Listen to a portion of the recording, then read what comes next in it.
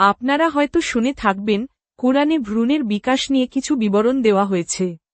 অনেক মুসলিম দাবি করেন, এগুলো অলৌকিক ও আধুনিক বিজ্ঞানের সঙ্গে মিলে যায়। কিন্তু বাস্তবে, কুরআনের এই বিবরণ, বিজ্ঞানের দৃষ্টিকোণ থেকে ভুল।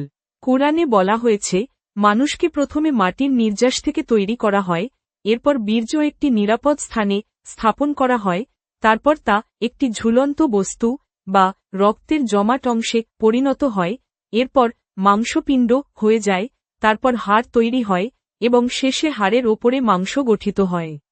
কিন্তু আধুনিক বিজ্ঞানের মতে, ভ্রূণের বিকাশ এভাবে ঘটে না।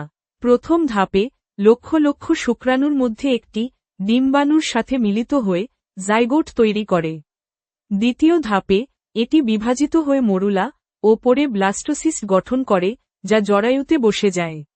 তৃতীয় ধাপে, ধীরে ধীরে বিভিন্ন কোষ ও অঙ্গপ্রত্যঙ্গ গঠন হয়। হাড় ও মাংস একসাথে বিকশিত হয়, আলাদাভাবে নয়। কোরআনে শুক্রাণুর কথা স্পষ্টভাবে নেই, ডিম্বাণুর কোনো উল্লেখ নেই। এটা স্পষ্ট, কুরআনের বর্ণনা আসলে 200 খ্রিস্টপূর্বাব্দের গ্রিক চিকিৎসক গ্যালেনের ধারণার সঙ্গে মিলে যায়। এরকম আরও ভিডিও পেতে হলে আমাদের চ্যানেল লাইক, ফলো ও সাবস্ক্রাইব করুন।